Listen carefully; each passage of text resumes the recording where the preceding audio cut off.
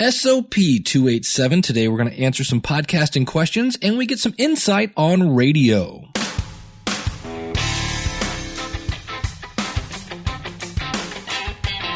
It's the School of Podcasting's morning announcements. Here's Dave Jackson.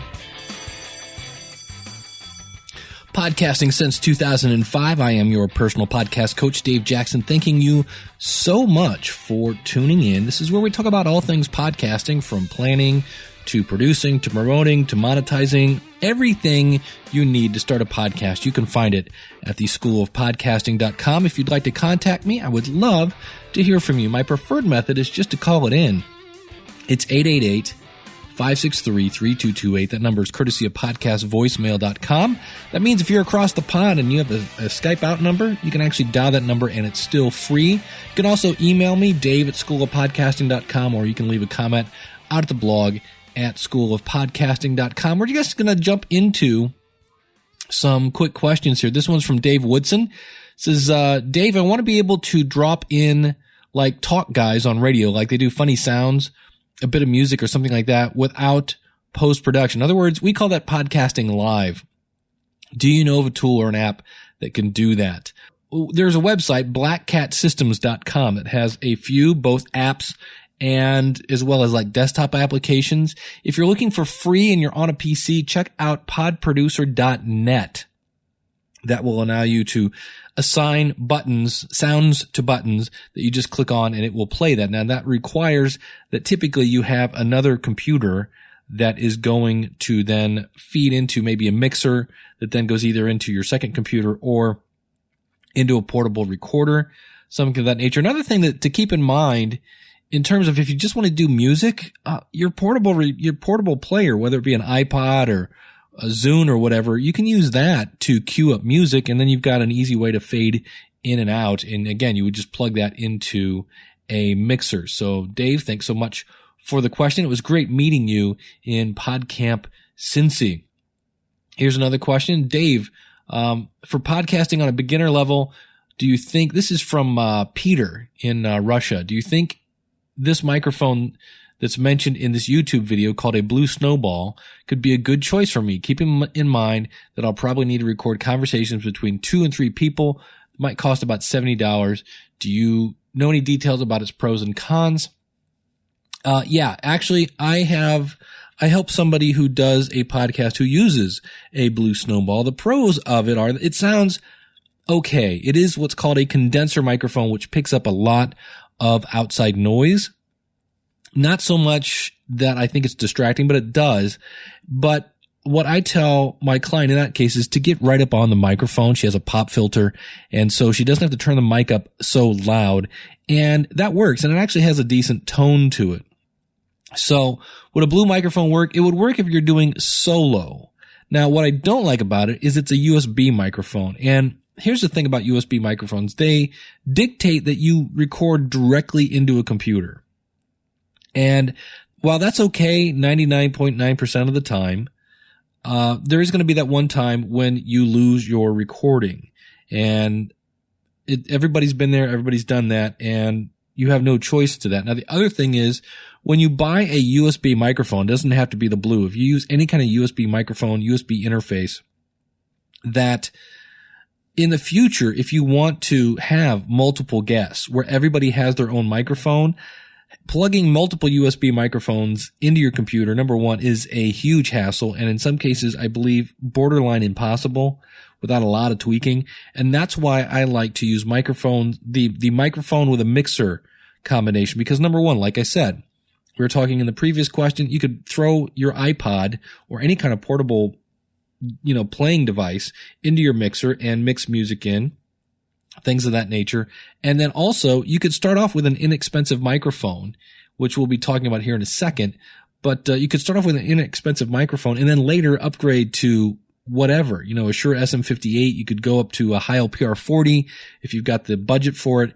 And those will work with a baby little, starter mixer. So everything's upgradable. Now, with a USB microphone, you're kind of stuck with it. And if you then later go to a mixer microphone match, that microphone is just going to sit there. So, which of course you could always sell on eBay. Now, he talks about, I've realized that it's hard for me to decide. Oh, we'll get to that in a second. So inexpensive microphones. Check out the Audio-Technica M4000S, and, a cheap mixer. You can go with any kind of Behringer 1202 or things of that nature. That would be, and you're really not going to be that much more expensive than if you bought the actual Blue Snowball. Now, in terms of, especially, I've heard people try to record multiple people, because even the Blue Snowball is supposed to have a pattern you can flip on that really picks up everything around the microphone. It does, which is good, but you're going to end up sounding like people are in the room and they have to talk loud, and so you're going to get a lot of room noise. So it's just not like the chair, right? You're going to pick that up. I really need to get a new chair. So that's going to come out loud and clear, even more, because I'm using my Electro Voice RE320, but I really need to find a new chair.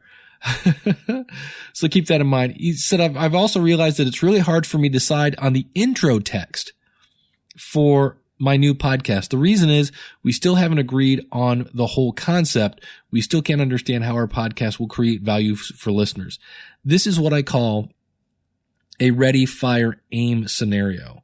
As much as I hate to see people who plan and then plan and then plan and then plan and then plan, and when they're done with that, they plan some more, so they end up with paralysis by analysis. This is the opposite. This is I'm hitting the record button and I'm not sure what I'm going to talk about yet. That's the direct opposite. That's the polar ends of the spectrum. One is I'm going to make sure everything is absolutely 100% perfect. The other one is I'm going to hit record and figure it out later. And so you need to figure out what your podcast is about. In business, they have mission statements. Mine is we talk about all things podcasting, from planning to promoting to producing to monetizing. If it's about podcasting, I'm going to talk about it here. And so that's how I decide what I'm going to talk about on this show. Now, I have another show called More Podcast Money. That is simply all about monetizing your podcast. You can find that at More Podcast Money. So I'm not going to talk about, how to record on that show. I'm not going to talk about software unless it's software that can then help you make money with your podcast. So you need to have an idea of what your podcast is about. Now, that doesn't mean that in the future, you can't change the direction of your podcast, but you need to know your target so you can try to hit it. So keep that would be I would say go ahead and, play with the recording, get that down, but I wouldn't release a podcast until you really fine tune what it is that you're going to be talking about. This next one comes up from we're going to talk with Scott here in a second. Scott Island, he says, I've got some quotes on my website for the podcast, and oh my, is it pricey? He says, I just got a quote for $400 for a WordPress theme modification. An all-inclusive package ran $2,000 in Canadian, which of course they would then tack on a 13% tax. I know how to pick them, don't I? He says, I know album art runs about $50 through one of the links on my website, but is there a way to set up a good website without applying for a second mortgage? I suppose I could use the prefab themes, but my goodness, running the gauntlet with these folks is maddening. You do get what you paid for, but there's definitely such a thing as way too expensive. And so what I have done, he said, would you suggest a free theme to get started with a possibility to invest as it becomes feasible? That's what I'm leaning towards. Yeah, you can always start it. Go to Sessions with Slough. That's Sessions with SLAU.com. Now, this is a podcast that is kind of on hiatus. Let me go there myself. Sessions with SLAU.com. And except I typed it wrong. Sessions with SLAU. I typed dyslexic. There we go. And this is a friend of mine that does. Oh, he actually just put out a new episode. No, his last episode. It's interesting. Yeah. Okay. It's been a year because it's now 2012. This is the basic WordPress theme. He just had a friend of his who was a graphic artist do a professional graphic. And so when you go to the site, it doesn't look horrible. He doesn't have, it's just, this was a person that just wanted to do a quick podcast. He does it whenever he can. He's got a couple quick pages, but to me, the key is getting good graphics. You can make a basic theme look great with great graphics. And when you find somebody who makes their own graphics, they fire up Microsoft Paint and they don't have that eye, it's obvious. I mean, I'm not a great graphic person, and I'm always amazed at what I think looks okay, and then I'll get a graphic person involved, and it just looks so much better when you get somebody with that graphics background involved in making that. So yeah, you can start off free. And I actually sent Scott a link to a website called Mysteque. Now that's MSTYQUE. And you can find that over at digitalnature.eu. I would not look for this in WordPress. For whatever reason, the latest version of this is not in WordPress. So go to digitalnature.eu. It's a pretty cool theme. It's free, and it has some built-in social networking tools, things of that nature, fairly customizable. And I have a friend of mine that's using it, and he seems to like it. So there are decent free themes out there. I always say this, though. With themes, with anything that you are using that is free, you end up paying in time instead of money. Now, realize that you can get a banner made for around $50, depending on who you're using. Some people charge more. And you can get a thesis theme, is what I've used on the School of Podcasting for years. I don't use it now, but I did use it in the past. And it's highly customizable. And it is around $90. Now, obviously, $90 is a long way off from free, but you can easily go in and say, I want 1 column, 2 columns, and you can easily add things to kind of pop in there, and you can adjust the colors, and it's just a really cool theme. I like it a lot. Plus, there's a huge community that is using Thesis. So instead of paying $400, you spend $90 on, let me make sure that's the right, I'm doing that off the top of my head, the price of Thesis here. And okay, yeah, it is. A personal option is $87. And that's for one website. You can do that, spend another $50 to $100 on a decent graphic for the top, and for basically $200, your website is good to go. Plus, then you've got your hosting, and that's the other thing I wanted to not so much answer a question about, just give some insights on, and that is 2 services I do not like and why. We've talked about things like Blog Talk Radio in the past, and 2 systems that I do not like. One is WordPress.com. Now realize I'm talking about using WordPress.org, which is where you install WordPress on your website. And your website you can get for basically about $8 a month. Just go to schoolofpodcasting.com/hosting. And you'll see my preferred web host, and you can install WordPress in about 5 clicks. And some people like to use WordPress.com because it's, here's that word again, free. And when I try to do things on that website, it A, either won't let you do it, or B, is so slow that it doesn't work, because basically your computer is waiting so long for their website to catch up to yours.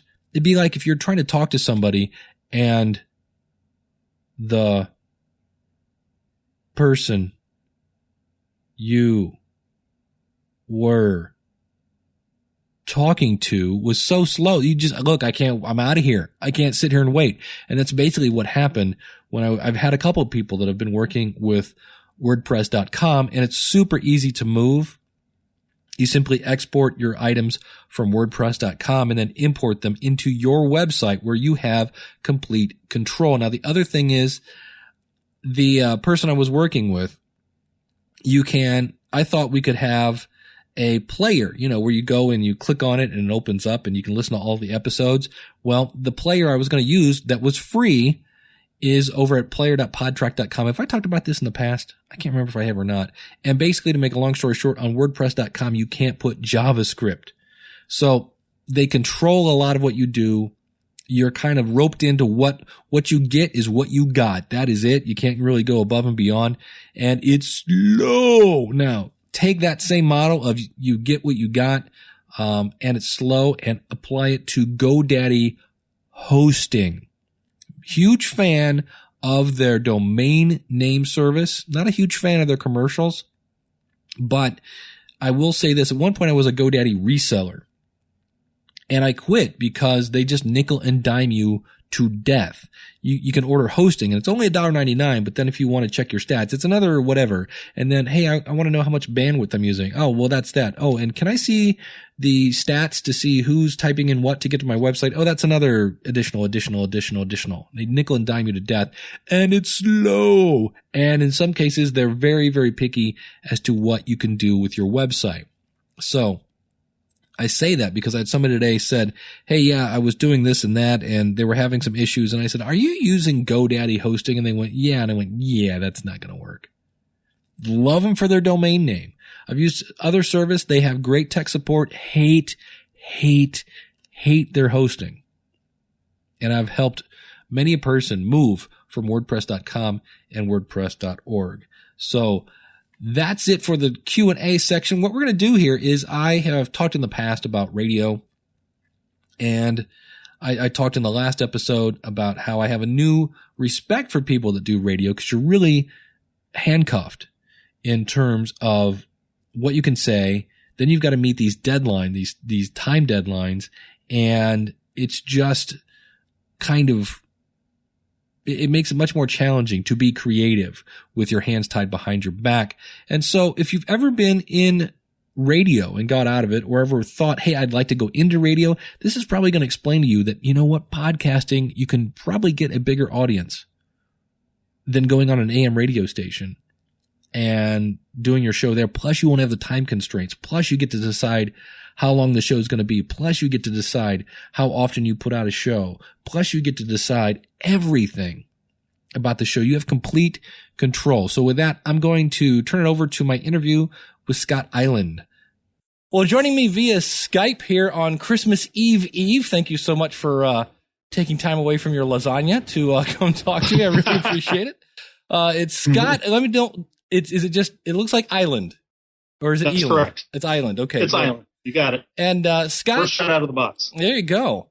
And what I'm looking for here, Scott actually has a background in radio. Now he has said it's it's been a while since you were officially in the radio game, but I wanted to get some perspective on what radio was like back in the day. How long has it been since you were in radio? I'd say about 15 years since I've been in the game. It's been a long time, and the whole reason that it's been 15 years is it was not a good experience, to say the least. Basically, I had dreams when I was in high school. Everybody said I had a voice for it. They said that I would be an excellent announcer, an excellent radio personality. And back in the late 80s and early 90s, and I'm dating myself a little, that still seemed like it was an upwardly mobile career track to me, especially since they, everywhere I went, they told me that I should do this. And so I enrolled at Baylor University in their telecommunications program, which is what they called their broadcast communications program. They had a radio station there, and it was and it was pretty much state of the art. They didn't have a TV station yet, but I wasn't that worried about that. I wanted to be on the radio. That was what I liked. This was at the beginning of the new talk radio boom, where there were syndicated. All of a sudden, you were having talk radio nationally syndicated, and this was a major thing because it revitalized AM radio. And so I was full of spit and vinegar. I was ready to do this. Mm-hmm. The only problem was that there were several issues. I wasn't the only person with this idea. I had a sports background. I was a very frustrated athlete in high school, and I thought that maybe doing it through sports or through talk would be my thing. The problem is every time a job came up, there were so many applicants that it took people. You had to get lucky to get an interview. Mm. And the one time that I did get in the door that had a relatively attractive situation, they said, "Okay, great, but you'll have to relocate to a place you've never been to. And oh, by the way, the salary is $12,000 a year. And even in 1993 dollars, that's not much." So basically, I realized that I could graduate and then get any sort of entry level job and make twice that. Right. And that just, and there were other issues at play, but it made me realize that I didn't want it that badly. Right. Not enough to starve myself. Wow. And yeah, the other way would have been to just get in the door as a call screener or something, or start even cleaning up part time and getting in that way. And that's how a lot of folks did it. Now, I still recommend that. If you want in the radio business, just go to a radio station and volunteer. But I did some of that, and that's what kept me plugged in for a while. But the problem that I ran into on top of that was you had folks, the people who were in charge of the radio station and the talent, the program directors. Program directors, generally speaking, the way I saw it was what they seemed to have graduated all from the same school in the mid 70s, and they never updated their jig. They always said, you got to give the time and temperature, pound that time and temperature. Never mind that everybody's got a digital clock in their car. Never mind that it's easy enough to find out what the weather is. No, but they want to hear about time and temperature, and any sort of program that they want to run, any sort of different idea that I might have had. It was, you think it's hard to get folks to change their mind in a regular corporate environment. Multiply that by 4, and I think you have the average radio program director. And it just was really frustrating. And everybody I knew of who worked for these folks was miserable. They never put any money into the product. They never put any money into the talent. They were sitting on these chairs that I think were relics from the Civil War. Everything went into other stuff. But I don't know where they put their money, or whether there ever was any money, or whether a lot of these places were running at a deficit. Right. But in Texas, in the mid '90s, I just decided I'd be better off in sales, and that's where I started. That's where I ended up, making a career for a while. Now, when you were on the radio, did you have any control? Like you always, you think back to the days of Wolfman Jack, where he was just going crazy and playing whatever he wanted to play and saying whatever he wanted to say. Right. Were there some fairly strict guidelines as to what you could and couldn't do? Extremely strict. You had, at the one place that wanted to be a top 40 radio station but didn't have a strong enough signal. Mm-hmm. I don't really want to run anybody into the ground here, but if somebody called in wanting to play X, if it didn't fall under, you had 4 guidelines, and if it didn't hit 3 or 4, you weren't to play it. Mm. And I was working the overnights, and even I couldn't do that. They let me get away with I was freestyling a little bit more at 3 a.m, but nobody was listening. Right. So yeah, it's just, no, you didn't have any control. You had to get the most remote change to the format, or to what you were supposed to talk about. The morning guys were miserable because they couldn't. It was even more rigid for them, because their view was, in order to get get the salespeople happy, you had to do something a certain way, a certain time, and make sure you had to organize everything a certain way. It was misery. That's the thing I've noticed about radio is I have more respect now for radio people, because they have to be creative and entertaining, and yet they have to do it at such time intervals and stuff that you have just these little gaps of time to, okay, be funny in 18 seconds. It's ridiculous. Right. And it's not like it's not like ad time is getting easier to sell. Right. We're talking about a market that is, unfortunately it's in decline, and the satellite radio, which I thought was going to be a boon, hasn't turned out to be one. Mm-hmm. For the same reasons. For the same reasons that generic radio, that traditional radio is having problems, because we are in a society that is now 24/7 on demand. And the best thing, and the problem with radio is you are in a moment of time. And people have choices now, thanks to podcasting and other such modes of entertainment.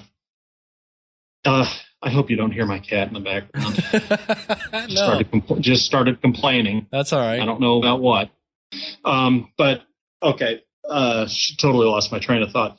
But basically, you have a moment in time, and you're watching Arbitron ratings. You're watching, and back when I was in it, it was all nobody knew how to read those things. My boss couldn't read them.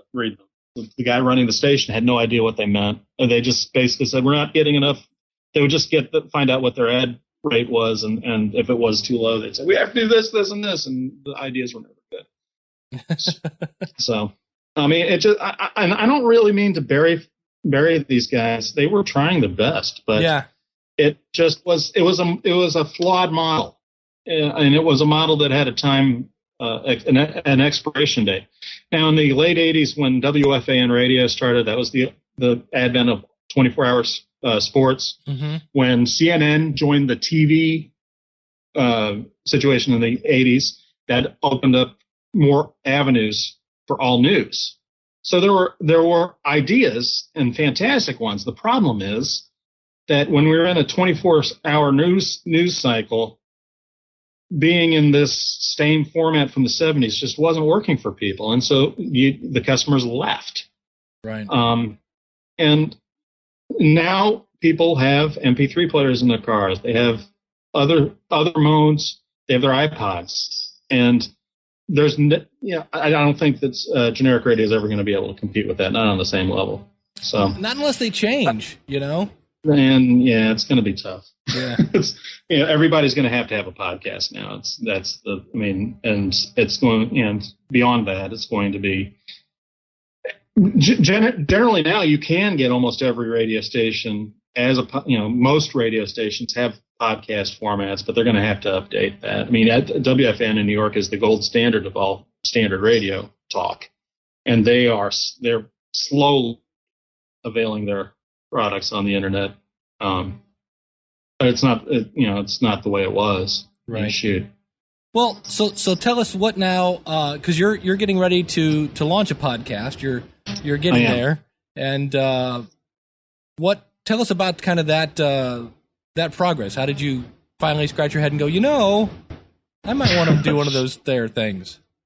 It's funny that you mentioned that, because I was also a columnist back in the day for the Summit Herald in New Jersey, a weekly newspaper that they paid me as a 17-year-old $5 a week to write a column, and I thought I was a millionaire.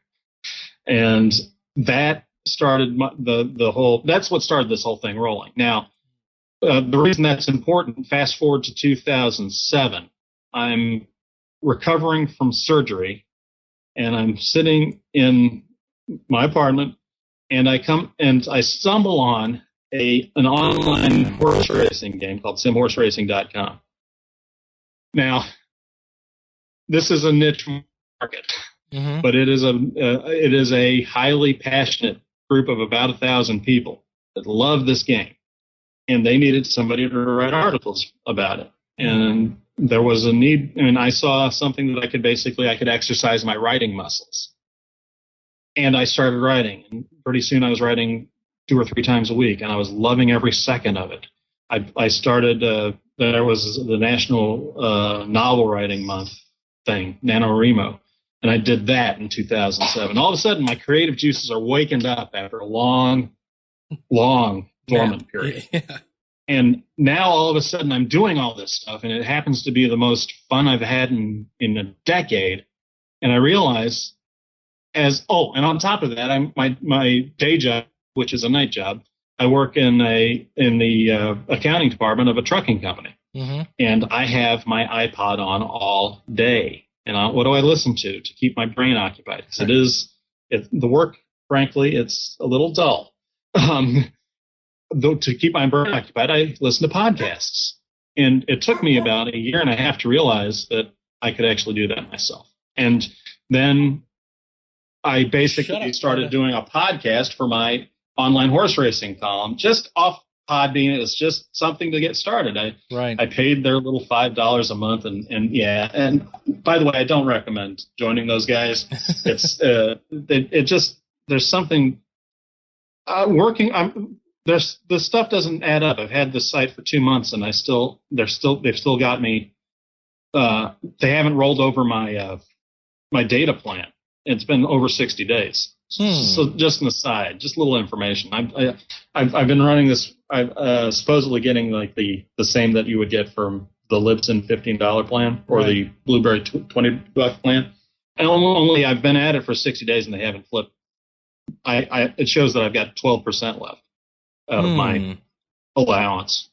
Interesting. I got to talk to them or migrate all my content, and I think it's going to be option B. Yeah, that's another thing. That's a whole other thing. The point is, I got started and I got me in the door, and I thought to myself, this stinks. I need help. And I realized, and then I started downloading a couple of your podcasts, the morning announcements podcasts. Mm-hmm. And then I liked what I heard. I went on your website. I liked what I saw. I liked what I heard out of the podcast. And I said, I can do this, and I'll use my favorite sport as a launching pad. And my favorite sport happens to be baseball.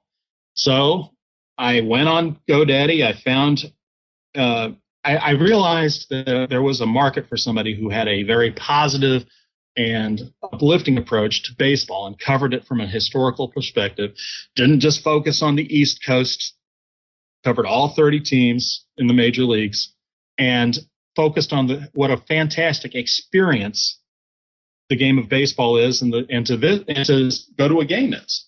So I created the baseball experience. Is it the best domain in the world? Of course not. This is my first shot at it. But my wife is the one who came up with this whole idea, and come New Year's, come the turnover of 2012, I'm starting this podcast, and I'm going to follow as many of your recommendations as my wallet can stand. and that means getting an upgraded microphone, getting a pop screen, getting a mixer board, getting the cables, and eventually, and I'm going to have to drag my wife to this one, getting the portable recorder so that I can do this anywhere. There you go. And so I feel like I found a way for me to get my message out, to tap into those old passions that I never was able to tackle, and even though I'm running the same challenges that every starting podcaster runs into. You have to put out some money, and you have to deal with things like what are the rules governing affiliate marketing and stuff like that. Right. And that's all well and good. I understand that, but the way I feel about this now, it's full speed ahead. January 5th is the National Hall of Fame elections. One of my favorite places in the world, the Hall of Fame in Cooperstown. And my debut podcast will be covering that. And I cannot wait. It's going to be so much fun for me. And if I happen to get to a point where I can actually make some cash off this, great. But the most important thing is I just feel revitalized by this whole idea of being able to be my own program director. I don't have to go to anybody. I don't have to interview for the job. I just have to go do it. And if I can do it, if I do what you guys tell me to do, and if I keep trying and learning, I don't see a ceiling as far as that goes. And I'm open to doing other stuff too. I mean, I've got a passion for movie reviews and cooking, which is what we paused so that I could do this interview. Okay. And I'm going to be talking about all kinds of stuff, and it's going to be great. It's going to be I'm thinking about 30 to 45 minutes a week, and using all the recommendations of the School of Podcasting that I can stand from the School of Podcasting. Now, some of the stuff's kind of expensive, but the point is to get started, and we'll see where it takes us. I'm excited. It. Nobody said you have to come out of the gate. If you go back and listen to my early stuff, we all start someplace, and yes. It's one of those things it's like you said, you can get a mixer and you can always upgrade the microphone later, and then, right. You don't need to have a portable recorder, but they're kind of handy, so, you can kind of get it out of the gate and it's like buying a car and souping it up. You don't need to have the dual carburetor and everything else just to get going. So, well, Scott, thanks so much for giving us a little insight into radio, and I can hear the passion in your voice, the fact that it's like free. I think of Mel Gibson, in what was that, Braveheart? Freedom. Freedom. Yes. So unfortunately, they weren't quite that brutal to me in the radio business, but that's okay. I'm totally with you, and I'm glad to help, and I'm really, thanks for having me, Dave. This is going to be fun, and I'm really looking forward to making this work for us. Obviously it doesn't exist yet because here it is. We're still in December. But for those people that are listening this in February, what is your domain name? It's going to be thebaseballexperience.com, thebaseballexperience.com. I'm setting up a Twitter, The Baseball Experience, and I'm also going to also eventually set up a Facebook page for it. Cool. It's going to be The Baseball Experience to start, and if you follow me on Twitter, I'm going to have other stuff going on too.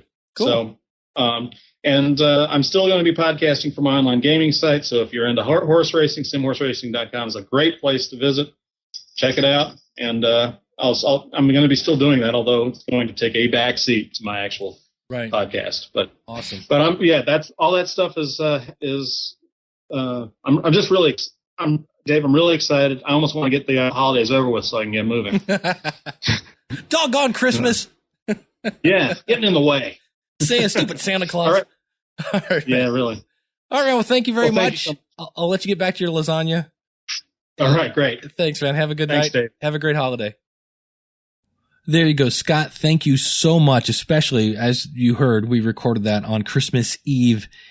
Super great guy. And you can see again, here's somebody that I actually cleaned up that audio a little bit. He was using a headset, but he said, I'm going to start here and, maybe later I will upgrade to something like Thesis. By the way, I forgot I have an affiliate link for Thesis. If you go to schoolofpodcasting.com/thesis, that'll take you right over there and actually earn a little commission if you actually buy it. And that would be greatly appreciated. And, he's got a passion for it, realizes that he can do this. And, we're looking forward to him publishing his first episode. And the other thing he knows is his first episode is not going to be as good as his 10th. Now he's going to kick the tires and, he's not going to just jump in and he's not going to do the ready, fire, aim. But anything you do when you start out, you're not going to be as good as you are after you've done it 10 times. I'm a guitar player. And when I first started playing the guitar, I sounded awful. I didn't have any calluses on my fingers and things like that, but I wanted to play. I had a passion to play and I enjoyed it and I had fun. And now I actually make money playing the guitar on occasion. And to me, it's amazing that I can go out, do something that I love and actually make money from it. So Scott is hoping he's going to follow his passion. He's thinking that, maybe someday his podcast may throw him through a few shekels. It's not something that he's looking to, right up front, quit his day job. He understands that.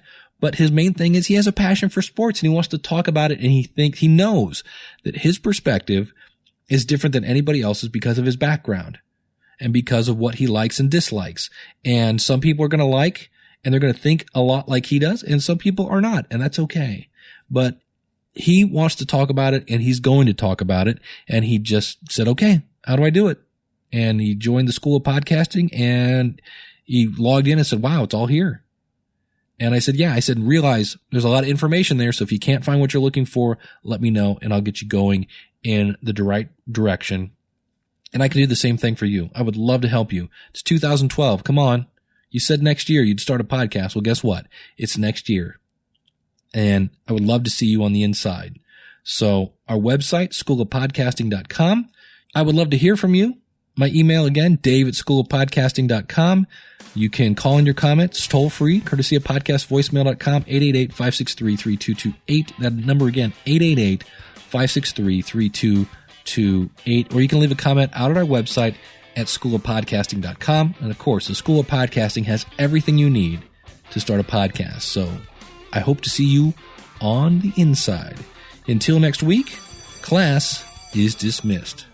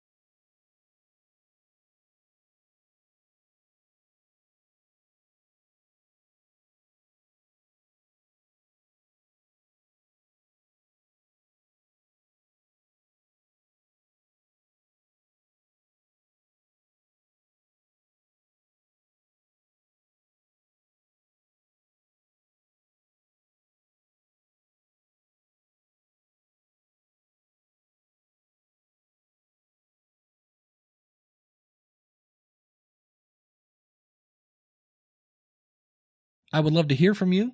My email again, dave@schoolofpodcasting.com. You can call in your comments toll free, courtesy of podcastvoicemail.com, 888-563-3228. That number again, 888-563-3228. Or you can leave a comment out at our website at schoolofpodcasting.com. And of course, the School of Podcasting has everything you need to start a podcast. So I hope to see you on the inside. Until next week, class is dismissed.